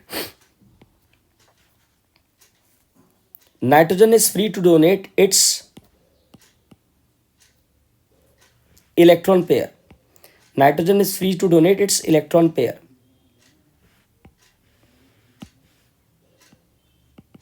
electron pair. तो ये बच्चों इसके पीछे की कहानी है, और ये अपना AgCN का रिएक्शन हो जाता है। इसके बाद हम मूव करते हैं रिएक्शन नंबर 5 की तरफ, जो कि है बच्चों KNO2। KNO2 के बारे में कहा जाता है दिस इज रॉन्ग वन। जैसे KCN और AgCN है, KCN right one, AgCN is wrong one, वैसे ही KNO2 और AgNO2 है, KNO2 is considered as wrong one. ये ट्रिक्स के बेसिस पे बात कर रहा हूँ, लॉजिकली मैकेनिज्म जानना है बच्चों, आगे आप दूसरी हमारी मैकेनिज्म की वीडियोस देखिएगा। फिलहाल अभी के लिए हम इसको राइट वन और रॉन्ग वन की तरह ट्रीट करते हैं। तो KNO2 इज रॉन्ग वन, और KNO2 जो रॉन्ग वन है इसका मतलब समझ लेते हैं। CH3CH2Br की रिएक्शन अगर मैं KNO2 से कराता हूँ बच्चों तो क्या होने वाला है? तो बच्चों यहाँ से Br और सामने से K निकालूंगा, और क्योंकि ये रॉन्ग वन है आपको रिवर्स एडिशन देगा तो CH3CH2ONO will be the answer. This is called ethyl nitrite बच्चों, आंसर आ जाएगा इथाइल नाइट्राइट। इसके बाद बच्चों सिक्स्थ पे चलता हूँ लेके आपको, दैट इज AgNO2। AgNO2 बच्चों राइट वन है और मैं इसको ट्रिपल स्टार में भी ले जा रहा हूँ। इसका कारण यह है कि मेरे कुछ क्वेश्चंस में AgNO2 का इस्तेमाल करना पड़ता है, मुझे ध्यान रखना है आपने, इसलिए ज़्यादा इंपॉर्टेंट हो जाता है। तो अपने को CH3CH2Br लेना है, इसका रिएक्शन AgNO2 से करना है। एज एक्सपेक्टेड यहाँ से Br, यहाँ से Ag निकालूंगा और बच्चों CH3CH2 आपका Br की जगह NO2 आ जाएगा एज एक्सपेक्टेड, इसीलिए इसको हम लोग राइट वन कहते हैं। दिस इज नाइट्रो एल्केन यानी नाइट्रो इथेन बन गया बच्चों। चलते हैं रिएक्शन नंबर 7 की तरफ, और सातवीं रिएक्शन जो आती है बच्चों अपने पास, दैट इज CH3COOAg। इसका नाम है बच्चों सिल्वर एसीटेट या सिल्वर इथेनॉइट। तो बच्चों इसका रिएक्शन कराना है तो पहले मैंने इसी को लिख लिया, CH3COAg एक बड़ा मॉलिक्यूल है तो पहले इसको लिखा मैंने, फिर मैंने एल्काइल को रिवर्स किया है। ठीक है बच्चों, ये कुछ ट्रिक्स होती हैं रिएक्शंस को सॉल्व करने की। मैंने यहाँ से Ag निकाला, सामने Br, AgBr निकाल दिया, अब आपको कनेक्ट करना है, बस आंसर आ गया। CH3COO CH2CH3 plus AgBr। देख सकते हो बच्चों आपको मिला है ईस्टर, दैट इज इथाइल इथेनॉइट। बच्चों एट्थ वन इज NH3 से रिएक्शन हो रहा है, नाम है बच्चों Hoffmann ammonolysis reaction. Hoffmann ammonolysis क्योंकि बच्चों नेम रिएक्शन है, रिजल्ट भी मैटर करता है, तो ये भी बच्चों अपनी ट्रिपल स्टार कैटेगरी में जाती है रिएक्शन। हॉफमैन अमोनोलिसिस समझ लेते हैं, CH3CH2Br, इसका रिएक्शन अमोनिया से करेंगे तो HNH2 लिखेंगे अमोनिया। कल की ट्रिक आपको याद होनी चाहिए जो पिछली वीडियो में हमने डाली है। पॉइंट नंबर 1 था ट्रिक्स का, अमोनिया को HNH2 लिखते हैं तो आपको रिएक्शन सॉल्व करने में बेनिफिट होता है। यहाँ से Br निकालेंगे, यहाँ से H निकालेंगे, HBr निकल जाएगा और आपका CH3CH2NH2 आ जाएगा बच्चों प्लस HBr। ये बन गया बच्चों आपका 1 डिग्री एमीन, ये बन गया 1 डिग्री एमीन बच्चों। लेकिन ये रिएक्शन यहाँ पे शांत नहीं होती है, ये रिएक्शन बहुत लंबी जाती है बच्चों। इस रिएक्शन में आपको 1 डिग्री मिलेगा, 2 डिग्री मिलेगा, 3 डिग्री मिलेगा, इवन सॉल्ट भी मिलेगा। तो इसको मैं थोड़ा मिनिमाइज्ड करके आपको समझा देता हूँ, बिकॉज इसका कारण ये है क्योंकि जो मेन प्रोडक्ट है वो पहला वाला ही है जो बन चुका है, और बच्चों ये रिएक्शन इन डेप्थ हम पढ़ेंगे एमीन्स में। तो चलते हैं इसको एक बार रिएक्शन को एनालाइज करते हैं और इसके सारे प्रोडक्ट्स को समझने की कोशिश करते हैं। तो बच्चों मेरे पास स्टार्टिंग में CH3CH2Br है, दैट इज़ ब्रोमोइथेन। मैंने इसका रिएक्शन किया HNH2 से यानी अमोनिया से, HBr निकाला बच्चों तो आपका आ गया CH3CH2NH2 जो आप देख पा रहे हो रिएक्शन आपके पास ऑलरेडी है। इसकी रिएक्शन बच्चों फिर से कराई जाती है CH3CH2Br से। 1 डिग्री एमीन जब बन जाता है फर्दर रिएक्ट करता है एल्काइलाइड से, तो एक बार और HBr निकल जाता है और फिर आप H की जगह एक और इथाइल आ जाता है। तो आपके पास इथाइल की संख्या कितनी हो जाती है बच्चों, आपके इथाइल हो जाते हैं 2 अलॉन्ग विद NH2 ठीक है बच्चों, यहाँ पे NH2 है, करेक्ट कर लेते हैं इसको, CH3CH2 का whole twice along with NH2 अब रिप्लेस हो गया, NH आ गया, H की जगह इथाइल आ गया। तो बच्चों 1 डिग्री हम पहले एल्काइलाइड पे थे, एल्काइलाइड से हम 1 डिग्री पे ट्रैवल किए, 1 डिग्री से हम 2 डिग्री पे ट्रैवल किए, और 2 डिग्री से बच्चों अगर मैं आगे बढ़ता हूँ, मैं इसकी रिएक्शन फिर से करता हूँ CH3CH2Br के साथ, तो एक NH पे H है और एक Br, यानी एक और HBr मैं यहाँ से निकालता हूँ। तो अब आप देख सकते हो एक और HBr निकालने के बाद आपका हो जाएगा CH3CH2 का होल थ्राइस N, ये बन जाएगा 3rd डिग्री। बच्चों 3rd डिग्री से अगर मैं आगे प्रोसीड करूँ तो एक बार पॉसिबिलिटी और है CH3CH2Br। इस बार बच्चों कोई रिप्लेसमेंट तो नहीं होगा, लेकिन N के बारे में आपको शायद पता हो, एन पे एक लोन पेयर होता है और maximum valency of nitrogen is 4। Nitrogen 4 covalency दिखाता है बच्चों। नाइट्रोजन की जो मैक्सिमम कोवैलेंसी जाती है वो 4 तक जा सकती है बिकॉज ऑफ लोन पेयर। तो नाइट्रोजन अपना लोन पेयर इथाइल को डोनेट कर देता है और इस प्रकार आपके पास इथाइल की जो संख्या है CH3 CH2 4 हो जाते हैं। एन पे पॉजिटिव चार्ज आ जाएगा, दिस इज अमोनियम, और Br नेगेटिव। ये बच्चे क्वाटर्नरी सॉल्ट बन जाता है। क्या बन जाता है? Quaternary salt. इसके बाद बच्चों हम इस समय हैं रिएक्शन नंबर 8 में। अब चलते हैं रिएक्शन नंबर 9 की तरफ। रिएक्शन नंबर 9 की तरफ। तो रिएक्शन नंबर 9 हमारे पास आता है Na positive C negative triple bond CH। इसका नाम होता है बच्चों सोडियम इथाइनाइड। क्या नाम होता है? सोडियम इथाइनाइड बच्चों इसका नाम होता है। अगर मैं अपना एल्काइल हाइड लेता हूँ और एल्काइल हाइड की reaction Na positive C negative triple bond CH यानी सोडियम इथाइनाइड से कराता हूँ, Na पॉजिटिव C नेगेटिव, तो यहाँ से Br निकालूंगा और सामने से Na पॉजिटिव निकालूंगा, तो NaBr निकाल देता हूँ। तो answer is CH3 CH2 C triple bond CH। बच्चों ये एक ऐसी रिएक्शन होती है जो काफ़ी मायनों में फेमस होती है। बच्चों इस रिएक्शन से आप क्या कर सकते हो? हायर एल्काइंस बना सकते हो। हायर एल्काइंस, बड़ी एल्काइंस बनानी हो आपको, आप देखो इथाइन में तो ऑलरेडी हो, इथाइन का सोडियम सॉल्ट में तो इथाइन से ही बनता है, ठीक है। तो उससे अगर बड़ी एल्काइंस तक जाना है तो आप आसानी से जा सकते हो। इसके बाद बच्चों ये 9 रिएक्शंस के बाद जो कि आप देख पा रहे होगे वीडियो के अंदर, तो ये जो 9 रिएक्शंस हैं जो कि आपके ए पार्ट के अंदर आती हैं, इसके बाद हमारा ए पार्ट कंप्लीट हो जाता है। अब मैं आपको लेके चलता हूँ बी पार्ट की तरफ बच्चों। बी पार्ट आता है reaction with metals. Reaction with metals. तो बी पार्ट मेरा है रिएक्शन विद मेटल्स, जिसके अंदर बहुत फेमस है पहली रिएक्शन मैग्नीशियम वाली बच्चों, ट्रिपल स्टार कैटेगरी, काफ़ी मायनों में इंपॉर्टेंट है।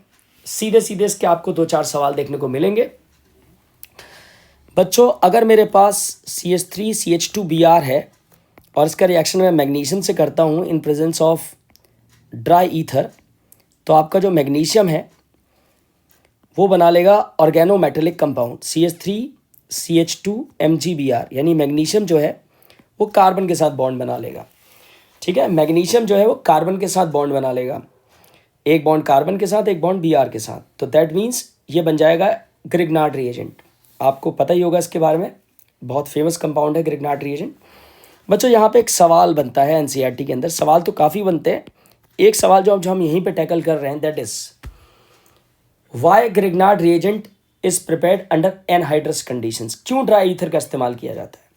इसके पीछे कारण यह है कि बच्चों RMgX इज ग्रिग्नार्ड रिएजेंट, और अगर इसका मॉइस्चर के साथ कांटेक्ट हो गया HOH, तो Mg वाला पार्ट पॉजिटिव होता है, R नेगेटिव होता है बच्चों। R नेगेटिव और पानी का या मॉइस्चर का H पॉजिटिव, ये RH बना देगा MgOHX।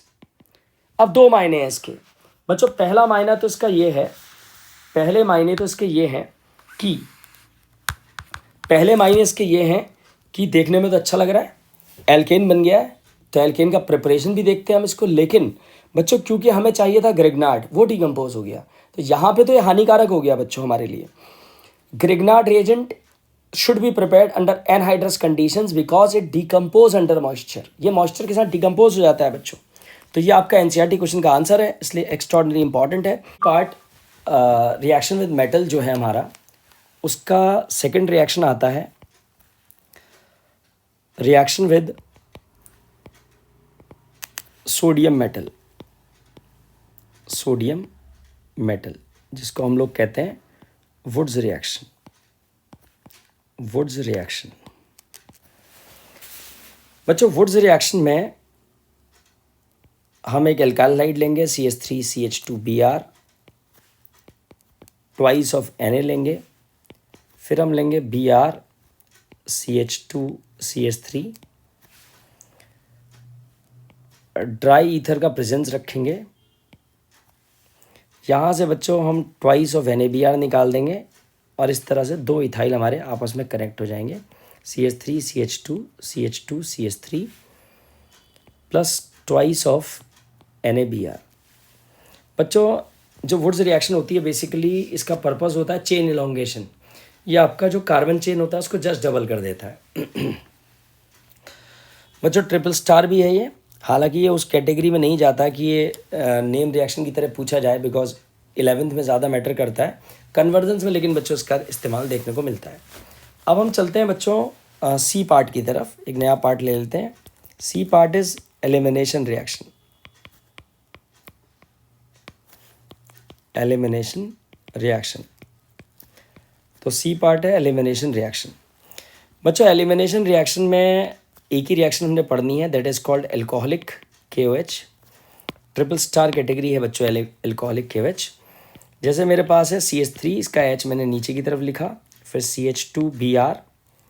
अगर मैं इसका रिएक्शन KOH एल्कोहलिक से करता हूँ बच्चों, KOH एल्कोहलिक इज़ डिहाइड्रोहेलोजिनेटिंग एजेंट। यहाँ से H निकलेगा बच्चों, यहाँ से Br निकलेगा, HBr निकल जाएगा, ये बन जाएगा CH2 डबल बॉन्ड CH2, और HBr जो निकला है उसका HOH से कंबाइन करेगा, Br K से कंबाइन करेगा, तो ये बन जाएगा KBr प्लस H2O। ठीक है बच्चों, तो ये दरअसल एल्कोहलिक KOH का काम है डबल बॉन्ड जनरेट करना है। इसका एक आपको मैं दूसरा केस बताता हूँ। इसका जो दूसरा केस है बच्चों, ये एक इंटरेस्टिंग केस होता है, ध्यान रखने जैसी कुछ बात बताऊँगा आपको मैं। मान लेते हैं कि आपके पास इस तरह की कंडीशन है कि आपको एल्कोहलिक KOH की रिएक्शन करना है 2-ब्रोमो-ब्यूटेन के साथ। अब जिस कार्बन पे Br है बच्चों उसको हम अल्फा कार्बन कहते हैं, उसके बगल में जो कार्बन होते हैं बीटा कार्बन कहलाते हैं। जैसे मैं आपको वापस पिछले एग्जांपल में ले जाऊं तो Br जिस कार्बन पे था वो अल्फा कार्बन था, और पड़ोस वाला कार्बन जिससे हमने H निकाला वो बीटा कार्बन था, इसीलिए हम लोग इसको बीटा एलिमिनेशन भी कहते हैं। अब यहाँ पे क्या है बच्चों, यहाँ पे पहली बार हमें थोड़ा सोचना पड़ेगा, क्योंकि Br जिस कार्बन पे है उसके बगल में जो कार्बन है वो 2 कार्बन है, 2 बीटा कार्बन है। अगर मैं CH2 वाले बीटा कार्बन से H निकालता हूँ, इस वाले बीटा कार्बन से H निकालता हूँ, तो मेरा ब्यूट-2ईन आंसर आएगा, और अगर मैं इस वाले बीटा कार्बन से H निकालता हूँ तो मेरा ब्यूट-1ईन आंसर आएगा। तो बारी बारी से देखो करके देखते हैं। CH3 CH double bond CH CH3, ये मैंने बच्चों इस वाले से निकाला है CH2 वाले बीटा कार्बन से, तो ब्यूट-2ईन आया, और अगर मैं CH3 वाले बीटा कार्बन से निकालूंगा तो मेरा आंसर आ जाएगा ब्यूट-1ईन। तो बच्चों मुझे क्या करना चाहिए और क्यों करना चाहिए, तो इसके लिए बच्चों आपको पता होना चाहिए सेट-जेव्स रूल्स। सेट-जेव्स रूल बच्चों, सेट-जेव्स रूल ये कहता है, सेट-जेव्स रूल ये कहता है कि ड्यूरिंग एलिमिनेशन के दौरान बच्चों हमेशा H उस बीटा कार्बन से निकलता है जिस पे कम नंबर ऑफ H होते हैं। बच्चों जिस बीटा कार्बन पे कम नंबर ऑफ H है आपने उससे H निकालना होगा। ऐसा क्यों करते हैं, ये तो सेट-जेव्स रूल है कि ऐसा करते क्यों है, क्योंकि ऐसा करके जो हमें एल्कीन मिलती है, ये जो एल्कीन हमें मिली है, दिस इज़ हाईली स्टेबल या this is more stable because of alpha hydrogen. आप देख सकते हो उसके 6 अल्फा हाइड्रोजन है, जबकि इसके पास सिर्फ 2 अल्फा हाइड्रोजन है। तो अकॉर्डिंग टू हाइपर कंजुगेशन ये वाली एल्कीन हमारी ज़्यादा स्टेबल है। तो सेट-जेव्स रूल लगाने से जो एल्कीन बनती है वो ज़्यादा स्टेबल बनती है बच्चों। ठीक है बच्चों, यहाँ पे मैं आप लोगों के साथ एक छोटा सा पार्ट डी पार्ट डिस्कस करना जा रहा हूँ, और D part is reduction reaction. D part होता है रिडक्शन रिएक्शन। डी पार्ट है रिडक्शन रिएक्शन। अब बच्चों रिडक्शन की बात करूँ मैं, रिडक्शन रिएक्शन, तो रिडक्शन में मेरे पास एक ही रिडक्शन है कि मैं कई सारे रिड्यूसिंग एजेंट्स की मदद ले सकता हूँ। हाइड्रोजन और निक्ल की मदद ले सकता हूँ, निक्ल, प्लेटिनियम, पैलेडियम, कोई भी मेटल की मदद ले सकता हूँ मैं। उसके अलावा मैं दूसरा रिड्यूसिंग एजेंट है जिसकी मदद ले सकता हूँ LiAlH4 जो NCERT ने भी यूज़ किया है। इसके अलावा मैं Zn/HCl का मदद ले सकता हूँ। इसके अलावा मैं जिंक कॉपर कपल/इथेनॉल का मदद ले सकता हूँ। तो ये तमाम रिड्यूसिंग एजेंट्स हैं एक्सेट्रा। इसके अलावा भी SnHCl की मदद ले सकते हो आप। इसके अलावा भी रिड्यूसिंग एजेंट्स हैं जिनकी आप मदद ले सकते हो। ठीक है, लेकिन रिजल्ट और इफेक्ट बच्चों एक ही होगा। जैसे मान लेते हैं अपने पास CH3 CH2Br है और इसका मैं रिडक्शन करता हूँ, किसी से भी करता हूँ, मान लेते हैं हाइड्रोजन पैलेडियम से करता हूँ या फिर मैं LiAlH4 का यूज़ करता हूँ, तो क्या होगा बच्चों, तो आपका जो Br है will be replaced by hydrogen. H2 है, एक HBr निकल जाएगा, एक H आपका Br की जगह चला जाएगा। तो H अगर आपका Br की जगह जाता है तो आंसर आ जाएगा CH3 प्लस एक जो H है वो Br से कंबाइन कर जाएगा। तो इस प्रकार कोई भी रिड्यूसिंग एजेंट अगर आप इस्तेमाल करोगे तो बच्चों क्या होने वाला है, alkyl halide will be reduce to corresponding alkane. इसी के साथ बच्चों हमारी केमिकल प्रॉपर्टीज़ पूरी तरीके से ख़त्म होती हैं। अब मैं आपको एक फ्रेश टॉपिक पे लेके चलता हूँ, that is mechanism of nucleophilic substitution. बच्चों इसका क्वेश्चंस आने की बहुत प्रोबेबिलिटी है, अभी मैं आपको इसके क्वेश्चंस भी कराऊंगा। तो हमारे पास है mechanism for nucleophilic substitution reactions, nucleophilic substitution reactions. ये बच्चों कौन सी रिएक्शंस हैं? न्यूक्लियोफिलिक सब्स्टिट्यूशन रिएक्शंस बच्चों कौन सी रिएक्शंस हैं? ये वो रिएक्शंस हैं जो आपने ए पार्ट के अंदर पढ़ी हैं, यानी ए पार्ट हमारा न्यूक्लियोफिलिक सब्स्टिट्यूशन था। तो बच्चों इसकी दो मैकेनिज्म होती हैं। एक मैकेनिज्म का नाम होता है SN2। SN2 stands for bimolecular, 2 stands for bimolecular, N stands for nucleophilic and S stands for substitution. Clear? Bimolecular nucleophilic substitution, bimolecular nucleophilic substitution. बच्चों अब SN2 का फुल फॉर्म हमने जान लिया, अब SN2 के बारे में जान लेते हैं। SN2 को प्रेफर करता है primary alkyl halide, primary alkyl halide इसको प्रेफर करता है। अभी बात करेंगे कि क्यों प्रेफर करता है। प्राइमरी एल्काइल हैलाइड इसको प्रेफर करता है, ये सिंगल स्टेप मैकेनिज्म होती है बच्चों, सिंगल स्टेप मैकेनिज्म। अब देख लेते हैं इस मैकेनिज्म को चला के। अपने पास बच्चों क्या है, अपने पास एक प्राइमरी एल्काइल हैलाइड है, ये अपना प्राइमरी एल्काइल हैलाइड है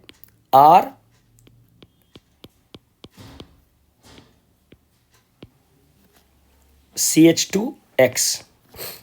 ये अपना H है, ये अपना H है, ये सॉलिड वेज है और वो ब्रोकन लाइन है। ठीक है, ये 3 डायमेंशनल प्रोजेक्शन है इस कंपाउंड का, एक RCH2 फिर X। This is primary alkyl halide. सबको पता है X अपनी तरफ को इलेक्ट्रॉन खींचता है तो X पे डेल्टा नेगेटिव और कार्बन पे डेल्टा पॉजिटिव जनरेट हो जाता है। यही वजह है कि न्यूक्लियोफाइल आपका वो इस पॉजिटिवली चार्ज कार्बन को टारगेट करता है और हेलोजन को यहाँ से रिप्लेस कर देता है। तो न्यूक्लियोफाइल यहाँ अटैच हो जाएगा, हेलोजन को रिप्लेस कर देगा। लेकिन ऐसा बताया जाता है कि इस रिएक्शन के दौरान या इस प्रोसेस के दौरान there will be a transition state, बीच में एक ट्रांजिशन स्टेट आएगा बच्चों। ट्रांजिशन स्टेट आप जानते ही होंगे, केमिकल काइनेटिक्स में जो ट्रांजिशन स्टेट आपको पढ़ाया जाता है, जिसमें ट्रांजिशन होता है बिटवीन रिएक्टेंट टू प्रोडक्ट, यानी कि आपके जो रिएक्टेंट का बॉन्ड है वो पार्शियली टूट जाता है, प्रोडक्ट वाला बॉन्ड पार्शियली बन जाता है। तो न्यूक्लियोफाइल और कार्बन के बीच का जो बॉन्ड है वो पार्शियली बन जाएगा और कार्बन और हेलोजन के बीच का जो बॉन्ड है वो पार्शियली बच्चों टूट जाएगा। बाकी ये अपने 2 H हैं वो एज इट इज़ मैंने मेंटेन किए हुए हैं। ये एक H सॉलिड वेज से दिखाया जा रहा है और एक H जो है आपका ब्रोकन लाइन से दिखाया जा रहा है। इसके बाद बच्चों क्या होगा, इसके बाद आपका प्रोडक्ट बन जाएगा। देख लेते हैं कैसे प्रोडक्ट कैसा दिखाई देगा आपको। बच्चों आप न्यूक्लियोफाइल आपका लेफ्ट साइड से अटैक किया तो न्यूक्लियोफाइल आपको लेफ्ट साइड में दिखेगा। मैंने पहले न्यूक्लियोफाइल बना दिया, R अपनी जगह इंटैक्ट है। अब बच्चों होगा क्या, क्योंकि न्यूक्लियोफाइल लेफ्ट साइड से अटैक किया है और क्योंकि ब्रोमीन या फिर कोई हेलोजन, इस केस में हेलोजन है, तो जो हेलोजन है वो राइट साइड पे था, वो राइट साइड से जगह छोड़ रहा है, वो बाहर निकल रहा है, राइट साइड पे एक वैक्यूम बन रहा है, उसकी जगह पे खाली जगह हो रही है और न्यूक्लियोफाइल अपना लेफ्ट से आ रहा है। न्यूक्लियोफाइल लेफ्ट से आ रहा है, राइट में जगह खाली हो रही है, तो दोनों H आपके राइट को बैंड हो जाते हैं। तो दोनों H जो होते हैं वो आपके राइट साइड को बैंड हो जाते हैं इस तरह से बच्चों। ये दोनों H आपके राइट साइड को बैंड हो जाएंगे। ठीक है, इस तरह से आपके दोनों H राइट की तरफ को बैंड हो जाएंगे। इसे कहते हैं बच्चों inversion of geometry. This is called inversion of geometry. ये बच्चों उसी तरह का प्रोसेस है जैसे एक छाता का पलट जाना, बहुत तेज हवा आती है, आंधी आती है बारिश के दौरान या कभी आंधी आती है तो छाता पलट जाती है। This is like inversion of umbrella, इसीलिए इसको इन्वर्जन ऑफ ज्योमेट्री नाम दिया गया है। तो SN2 में बच्चों इन्वर्जन ऑफ ज्योमेट्री देखा गया है। ये आपके सामने SN2 है।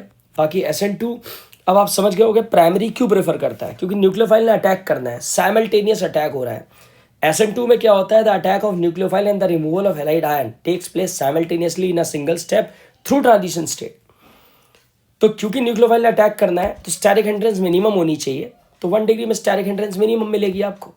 जैसे जैसे स्टेरिक हिंड्रेंस बढ़ेगी तो ये अटैक इम्पॉसिबल हो जाएगा, ये रिएक्शन नहीं चल पाएगी बच्चों, इसीलिए 3rd डिग्री इसको प्रेफर नहीं करता है।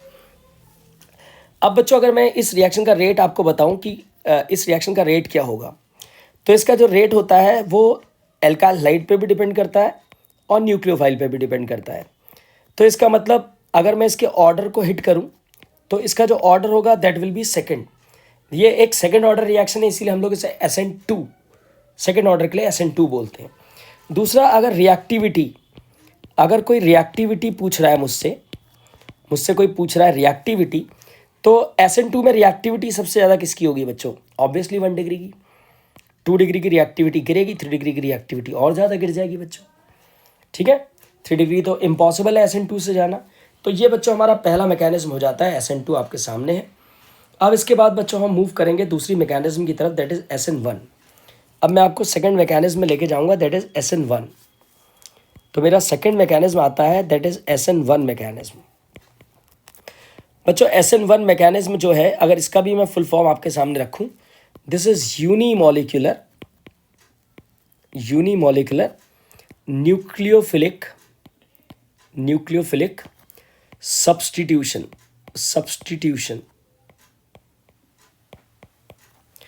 ठीक है बच्चों, SN1 को कौन दिखाता है बच्चों? SN1 रिएक्शन कौन दिखाता है? इसको दिखाता है टर्सरी एल्काइल हैलाइड। इस मैकेनिज्म को टर्सरी एल्काइल हैलाइड दिखाता है। और SN1 मैकेनिज्म को टर्सरी एल्काइल हैलाइड दिखाता है 2 स्टेप्स के अंदर। ये 2 स्टेप्स में चलती है बच्चों। अब हम इसके स्टेप्स जानने की कोशिश करेंगे। पहला स्टेप होता है ionization of alkyl halide to give carbocation. Ionization of alkyl halide to give carbocation. देखो, सबसे पहले आपका जो एल्काइल हैलाइड है इस बार वो टर्शरी है, R।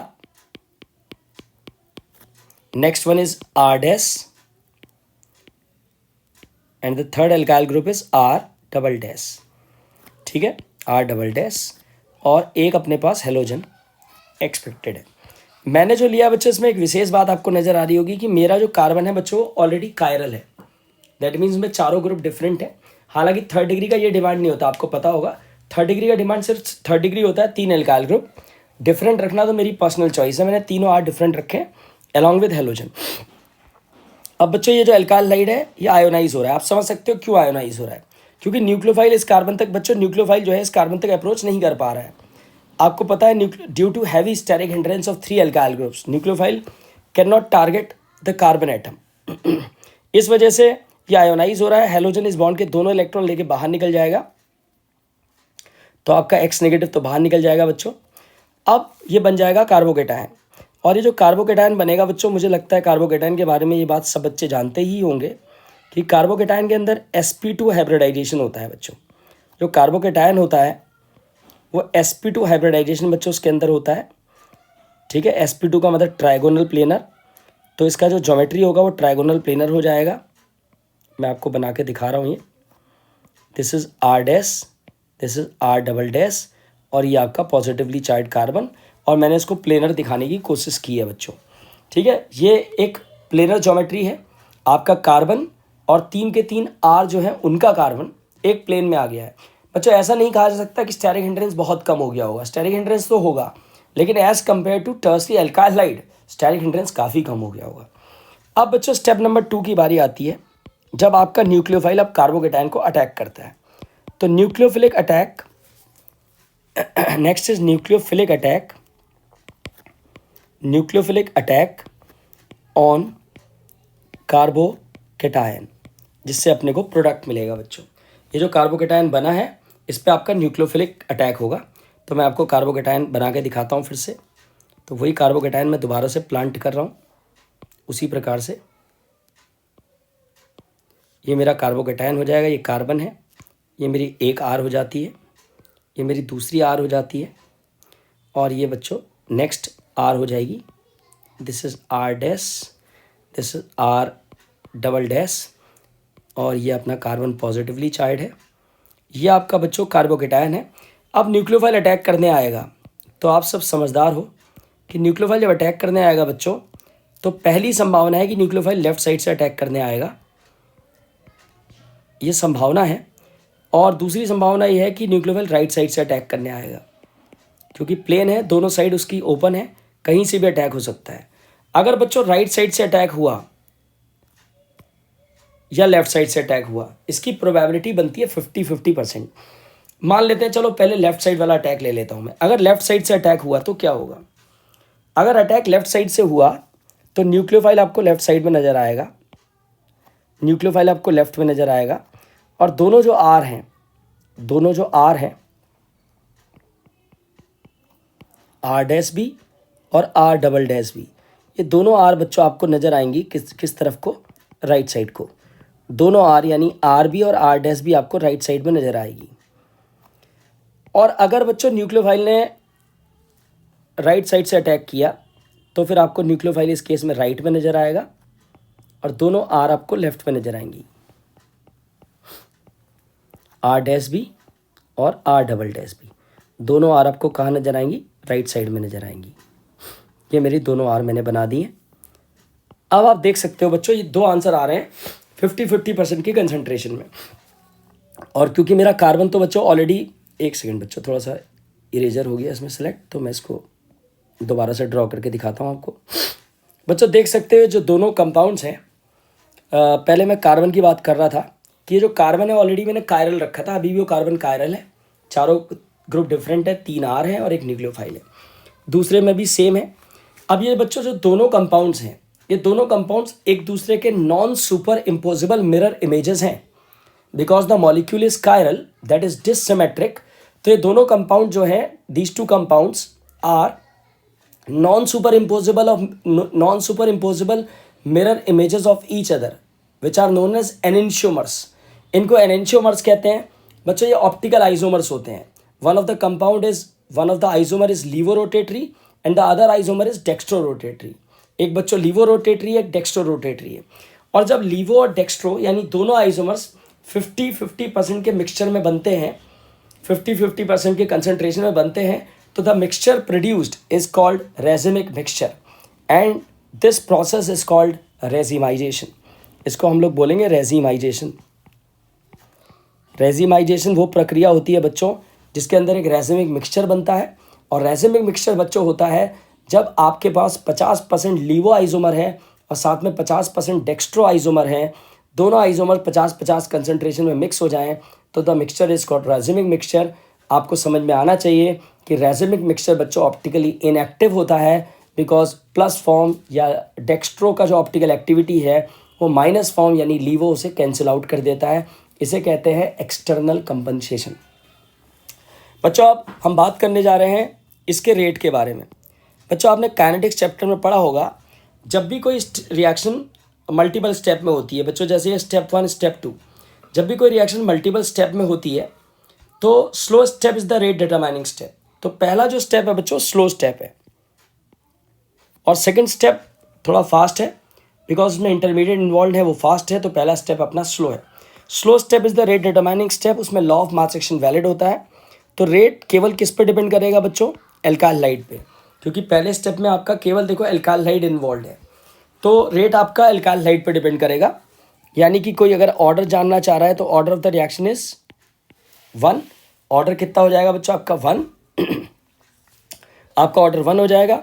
और अगर मुझसे कोई रिएक्टिविटी जानना चाह रहा है, ये जानना चाह रहा है कि रिएक्टिविटी किसकी ज़्यादा होगी, तो बच्चों क्योंकि इसमें आयोनाइजेशन होता है और कार्बोकेटायन बनता है, 3rd degree carbocation most stable होता है, तो रिएक्टिविटी सबसे ज़्यादा 3rd डिग्री की होगी, फिर 2 डिग्री और फाइनली 1 डिग्री। यानी इस मैकेनिज्म को 3rd डिग्री प्रेफर करता है और रिएक्टिविटी 3rd डिग्री की सबसे ज़्यादा होगी। ये बच्चों हमारा फाइनली इस टॉपिक पे पहुंचने के बाद हमारा चैप्टर पूरी तरीके से कंप्लीट हो जाता है। अब बच्चों यहाँ पे भी मैं आपको कुछ क्वेश्चंस की तरफ ले जा रहा हूँ, जिसमें हम SN1 SN2 के क्वेश्चन डिस्कस करेंगे। ठीक है, तो हम कुछ क्वेश्चंस की तरफ चलेंगे। और सबसे पहले मैं आपको, क्योंकि अभी हम करंट टॉपिक SN1 SN2 है, तो आपको मैं कुछ इंटरेस्टिंग क्वेश्चन पे ले चलता हूँ जो कि आपके 12th बोर्ड्स के लिए बहुत इंपॉर्टेंट है। SN1 SN2 का एक क्वेश्चन टारगेट करेंगे। ठीक है, पहले मैं बात करूंगा फास्टर SN1 रिएक्शन। ठीक है, कौन सा कंपाउंड है आउट ऑफ द पेयर, मैं आपको एक पेयर ऑफ कंपाउंड्स दूंगा, उनमें से कौन सा कंपाउंड है जो फास्टर SN1 रिएक्शन दिखाएगा। तो पहले हम SN1 का क्वेश्चन ले रहे हैं। तो मेरे पास बच्चों 2 कंपाउंड का पेयर है, दिस एंड दिस। एक पेयर ये है बच्चों, और एक पेयर मेरे पास ये है।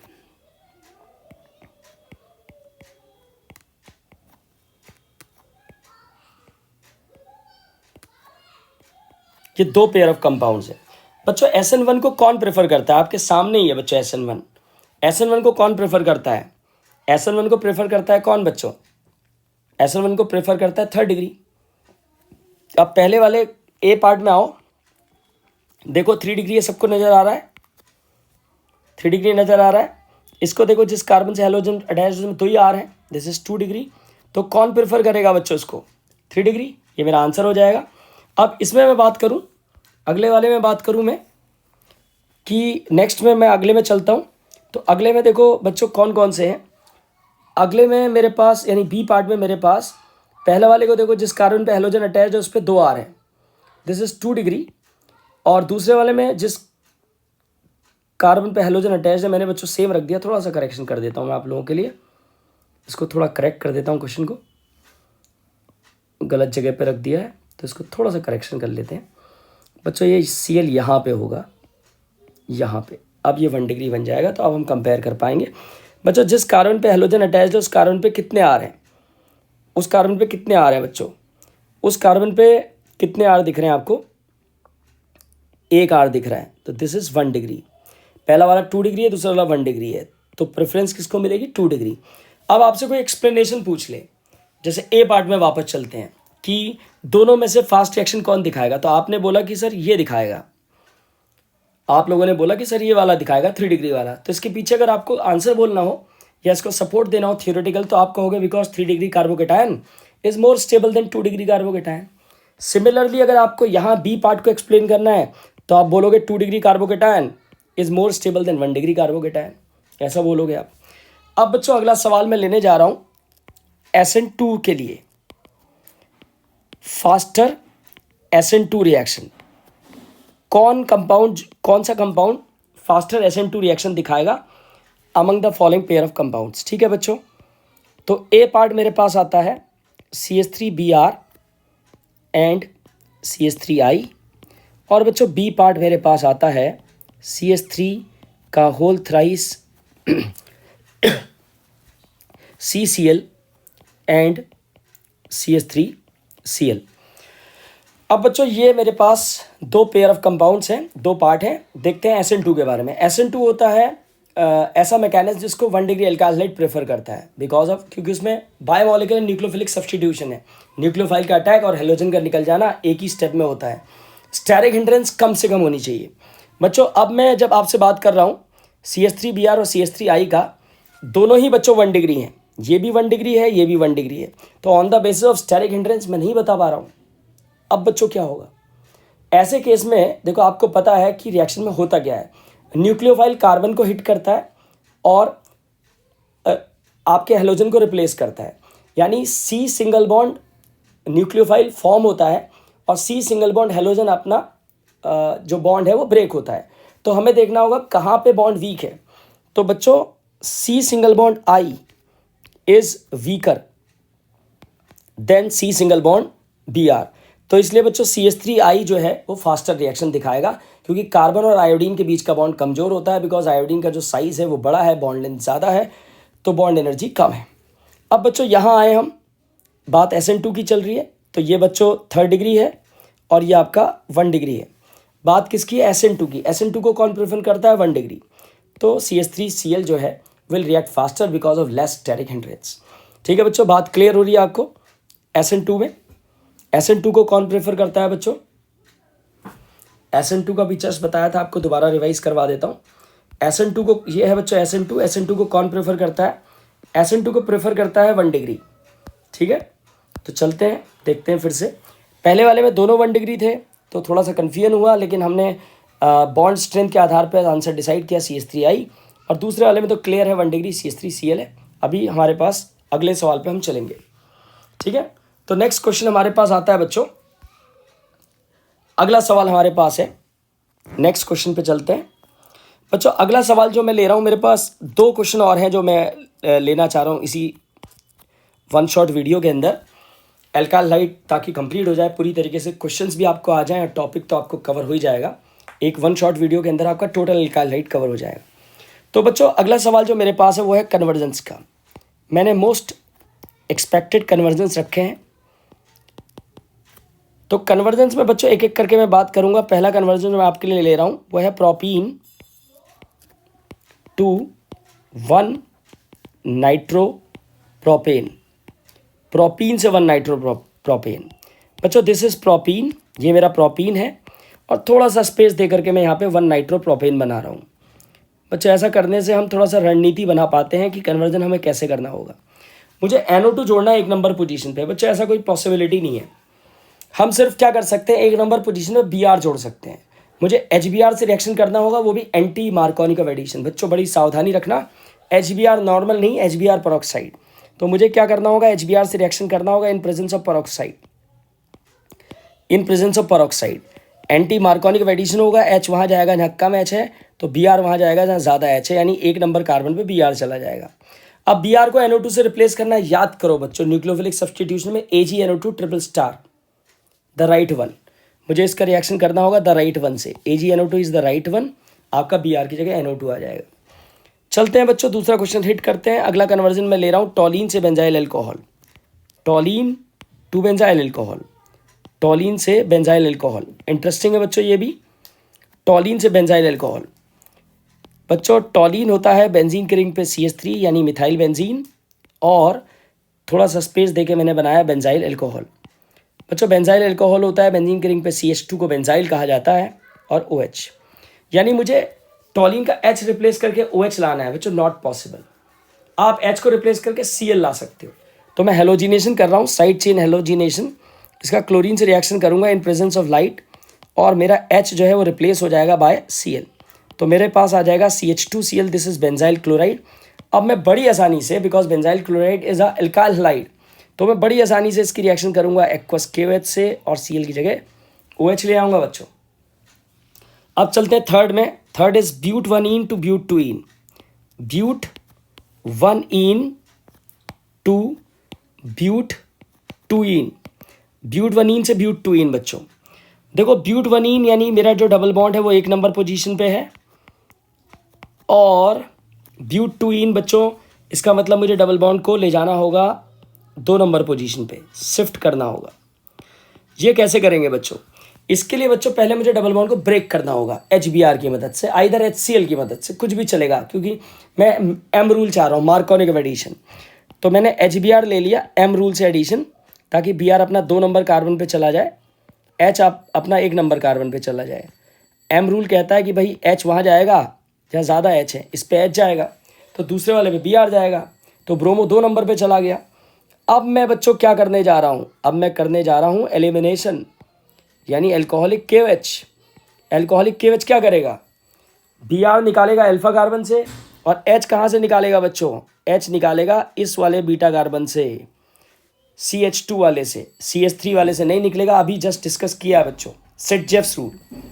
इसके बाद बच्चों चलते हैं कन्वर्जन नंबर 4 की तरफ, और कन्वर्जन नंबर 4 है ethanol to propane nitrile, ethanol to propane nitrile, to propane nitrile, ethanol to propane nitrile, ethanol to propane nitrile, ethanol to propane nitrile. अगला कन्वर्जन हम ले रहे हैं इथेनॉल टू प्रोपेन नाइट्राइल। तो ये है इथेनॉल, और सामने हम ले रहे हैं प्रोपेन नाइट्राइल। ठीक है, इथेनॉल टू प्रोपेन नाइट्राइल। बच्चों इथेनॉल और प्रोपेन नाइट्राइल में आप किस तरीके का मैच देख पा रहे हो, इथेनॉल में 2 कार्बन है, प्रोपेन नाइट्राइल में 3 कार्बन है। बच्चों इथेनॉल में जहाँ 2 कार्बन है, प्रोपेन नाइट्राइल में 3 कार्बन है, यानी बच्चों ये तो बहुत अच्छा कन्वर्जन है। Ascent of series, straight chain में एक कार्बन बढ़ाना है, ये काम KCN का है बच्चों। तो क्या करूँगा, देखो KCN से रिएक्शन करने का मतलब है कि मुझे चाहिए एल्काइल हाइड। ऐसा नहीं कि मुझे पता है कि कार्बन तो साइनाइड से बढ़ता है तो KCN कहीं भी लगा दोगे, ऐसा नहीं होता बच्चों। आपको पहले OH की जगह Cl लाना होगा। तो PCl5 से रिएक्शन करोगे, अगर आप PCl5 से रिएक्शन करोगे तो आपका OH की जगह बच्चों Cl आ जाएगा। तो आपने OH की जगह Cl ले आए।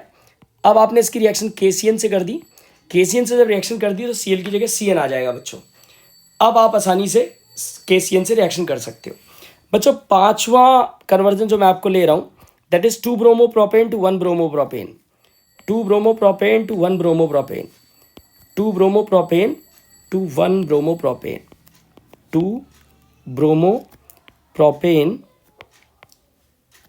To 1 bromopropane. देखते हैं बच्चों ये कैसे होगा। 2 ब्रोमोप्रोपेन का मतलब है प्रोपेन के 2 नंबर कार्बन पे ब्रोमो है, 2 ब्रोमोप्रोपेन, और मुझे इससे चाहिए 1 bromopropane, 1 bromopropane, this is 1 bromopropane. बच्चों बी आर को शिफ्ट करना है, तो बी आर को शिफ्ट करने के लिए पहले बी आर को मुझे एच बी आर को एलिमिनेट करना होगा।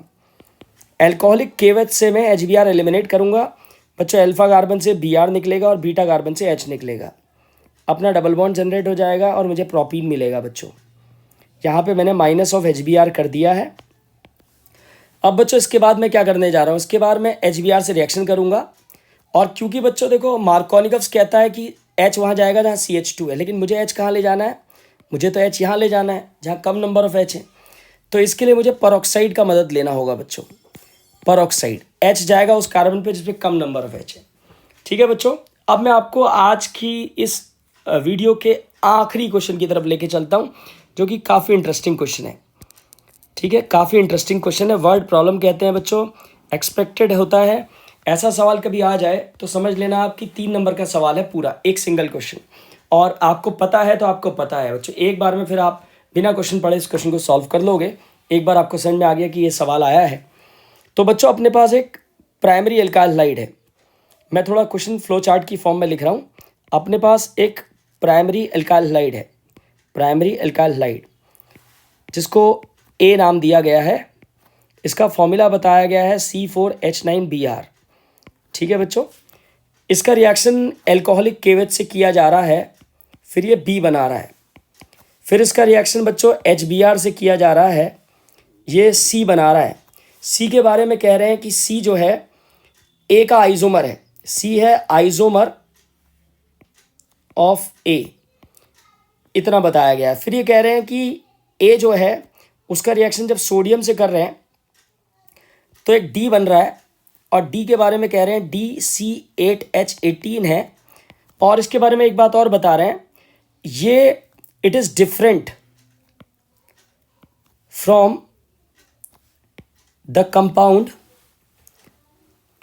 Formed when normal butyl bromide react with sodium.